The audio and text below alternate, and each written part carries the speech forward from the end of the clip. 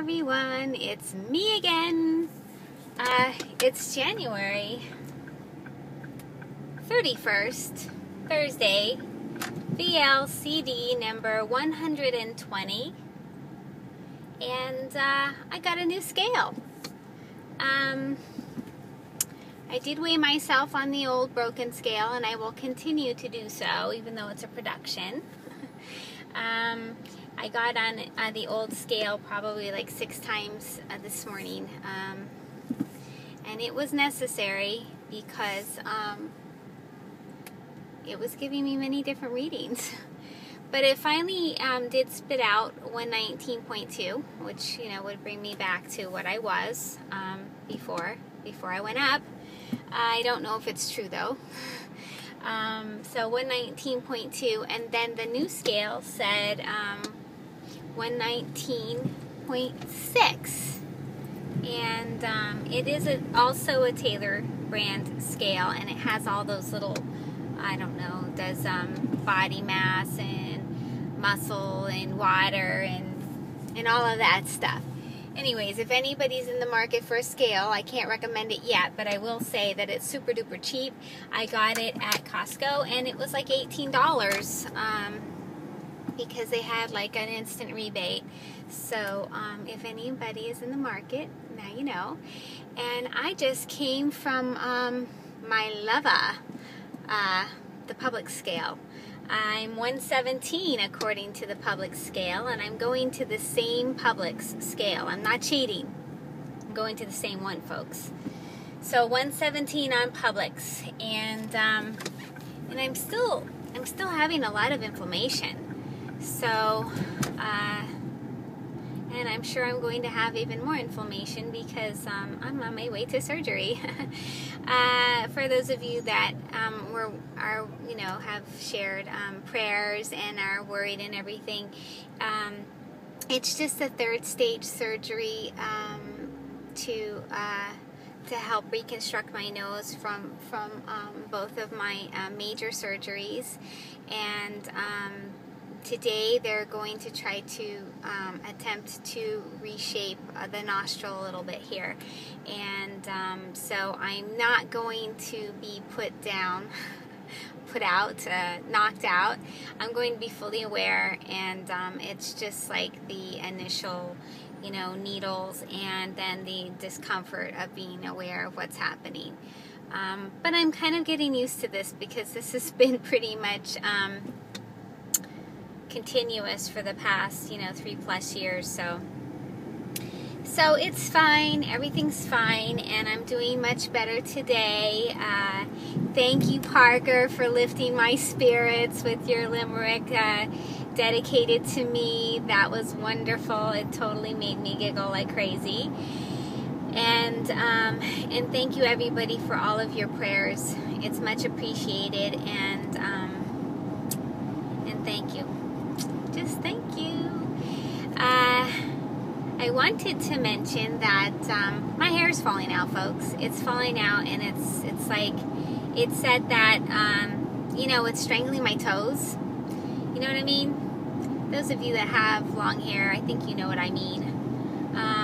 It's strangling my toes, and then I also have that, like, when you're wearing a short sleeve shirt, you feel like you walked through a spider web. So it's driving me nuts, and I'm considering maybe taking, a supplement, like I don't know. I haven't researched it yet. I've been like on a supplement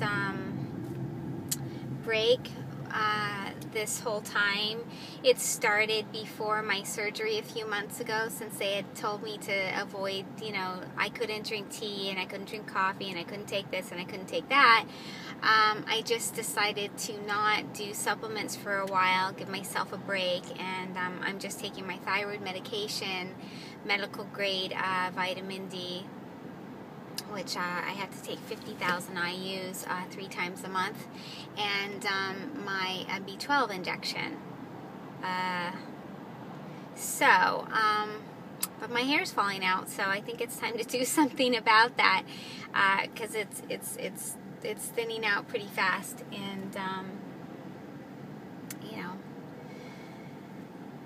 in addition to that, I know I complained a couple of months ago that I was suffering from the jiggles, but it's just like way, way, way worse. It's like my skin is like as if I'm like 80 years old. Of course, it's fine if I'm wearing clothes, you know, but you don't want to see me naked, that's for sure. I know that it's not permanent. It's gonna bounce back. But, you know, like when?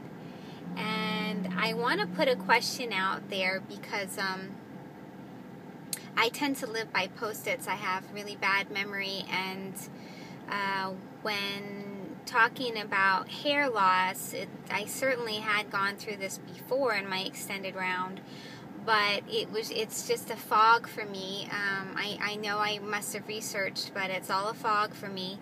And it was also very confusing too because I have hypothyroidism, and I was also doing back-to-back rounds of topical chemotherapy, which I'm sure did not help my hair.